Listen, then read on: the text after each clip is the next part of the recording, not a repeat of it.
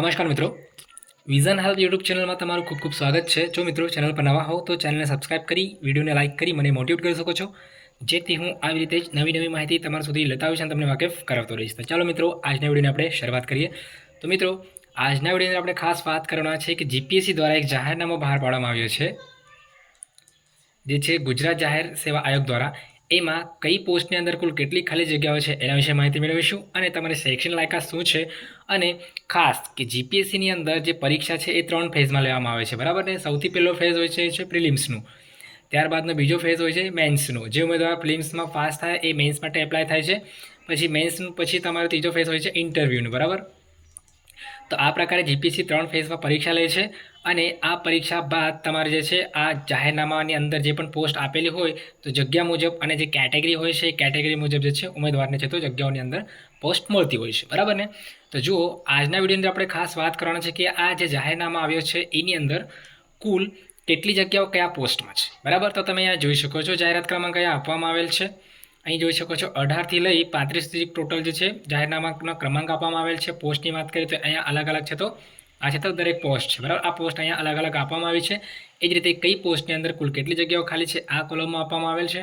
અને કક્ષાવાર જે છે જે કેટેગરીમાં ઉમેદવાર આવતા હોય છે એ 7 સુધી 7 નંબરના કોલમ સુધી જે છે 4 નંબરથી લઈ 7 નંબરના કોલમ સુધી જે છે આ કયા કેટેગરીની અંદર પોસ્ટ મુજબ કઈ જગ્યા કેટલી ખાલી છે અહીંયા દર્શાવવામાં આવેલ છે, બરાબર ને.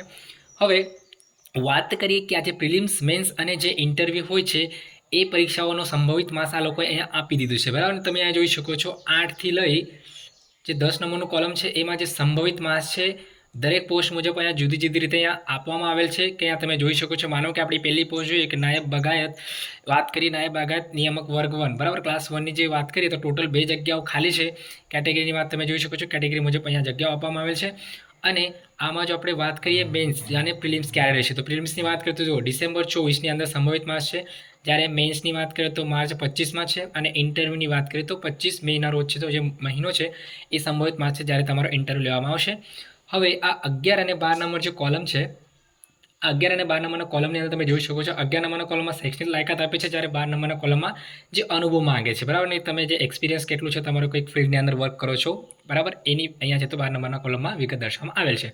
તો જુઓ મિત્રો, હવે જે અલગ અલગ પોસ્ટ છે આમાંથી હવે જો આપણે વાત કરીએ ને તો 28 અને 29 નંબરની પોસ્ટ એવી છે કે જેમાં સૌથી વધુ જગ્યાઓ ખાલી છે.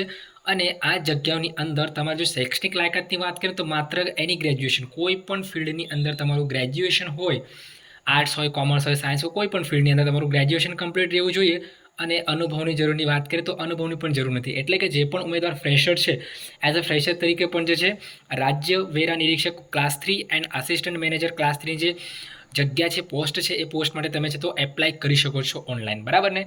એમાં તમને કોઈ પણ પ્રકારનો અનુભવ અથવા તો જે વર્કિંગ એક્સપિરિયન્સ હોય છે એ માગ્યો નથી, અને માત્ર તમે ગ્રેજ્યુએશનના ફિલ્ડ પર બેઝ પર તમે છે તો આમાં એપ્લાય કરી શકો છો.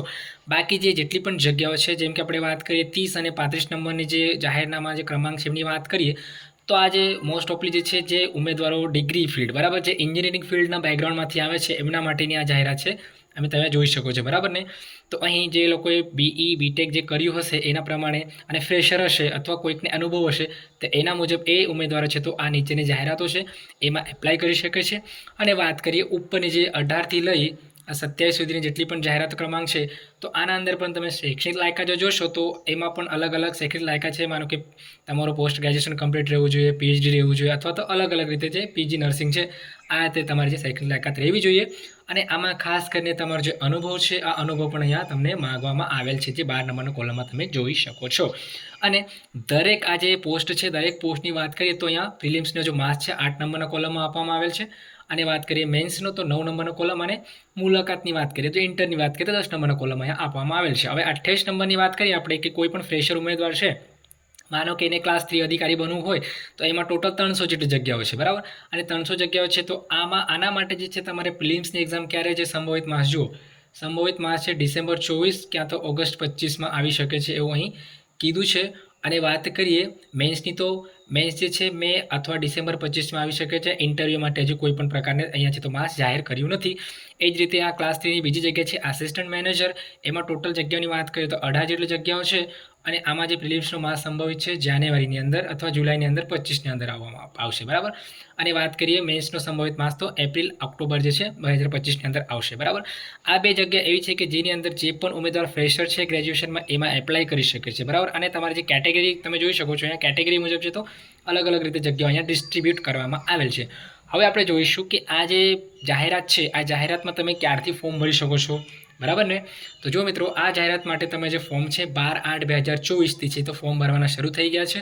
અને છેલ્લી તારીખની વાત કરીએ તો 31/8/2024 એટલે ઓગસ્ટ મહિનાની 31 તારીખ જે છે એ છેલ્લી છે. રાતના 11:59 કલાક સુધી તમે ઓનલાઈન છે તો અરજી કરી શકો છો. અને વાત કરીએ કે કઈ વેબસાઇટ પર તમે ફોર્મ ભરી શકો છો, તમે જોઈ શકો છો gpsc-ojas.gujarat.government.in આ વેબસાઇટ પર જઈને તમે ઓનલાઈન છે તો અરજી કરી શકો છો આ તારીખના વચ્ચે, બરાબર. 31 તારીખ છેલ્લે છે એટલે જે પણ ઉમેદવારો આ જગ્યાની અંદર ફોર્મ ભરવા માગે છે તો એમણે આ જગ્યાની અંદર ફોર્મ ભરવાનું રહેશે. અને મિત્રો ખાસ જણાવી દો કે જીપીએસસી જે પરીક્ષા છે ક્લાસ 1, 2 અને 3 આ 3 ફેઝમાં લેવામાં આવતી હોય છે. પ્રિલિમ્સની અંદર તમારે એમસીક્યુ આધારે પેપર લેવામાં આવતા હોય છે. આ માત્ર ક્વોલિફાઈંગ પેપર્સ હોય છે. આમાં તમે ક્વોલિફાય થાવ, કટ ઓફમાં આવો, ત્યારબાદ તમે મેન્સ માટે ક્વોલિફાય ગણાવો છો. પછી તમારે મેન્સ જે પરીક્ષા હોય છે એ રિટર્ન એક્ઝામ હોય છે. તમારે થિયરિટિકલ એક્ઝામ જે હોય છે એમાં રિટર્ન બેઝ તમારે એક્ઝામના જે ક્વેશ્ચન્સ હોય છે એના આન્સર આપવાનો હોય છે લેખિતમાં. એ જ રીતે આ પરીક્ષામાં તમે પાસ થયા પછી તમારે જે છે ઇન્ટરવ્યૂની અંદર છે તો ફરીથી ઇન્ટરવ્યૂ આપવાનો હોય છે. ત્યારબાદ તમારે મેન્સ અને ઇન્ટરવ્યૂ આ બંનેને આધારે તમારું જે છે છેલ્લું કટ ઓફ બનતું હોય છે. અને પોસ્ટ જે છે કયા જાહેરાતની અંદર કઈ જગ્યાની અંદર કેટલી જગ્યાઓ ખાલી છે પોસ્ટ મુજબ તમને છે તો પછી જગ્યાઓ અહીંયા છે તો કેટેગરી મુજબ છે તો ફાળવવામાં આવતી હોય છે કટ ઓફ આવ્યા બાદ. તો મિત્રો આશા રાખું છું વિડીયોની અંદર આપેલી માહિતી તમને યોગ્ય અને સારી લાગી હશે. જો મિત્રો ચેનલ પર નવા હો તો ચેનલ સબસ્ક્રાઇબ કરી વિડીયોને લાઇક કરી મને મોટિવેટ કરી શકો છો. અને આ માહિતી જે પણ તમારો ઉમેદવાર છે જે પણ અત્યારે ફ્રેશર છે એમને આ રીતે કોમ્પિટિટિવ એક્ઝામની અંદર પાર્ટિસિપેટ કરવું હોય અને આ જે જગ્યાઓ તમે જોઈ શકો છો પોસ્ટ છે પોસ્ટના અંદર અધિકારી બનવા હોય તો એમના સુધી આ જે જાહેરનામું છે અવશ્ય મોકલજો. અને આ જે વિડીયો છે વિડીયોની લિંક એમના સુધી અવશ્ય શેર કરજો. થેન્ક યુ મિત્રો, આભાર, આવજો.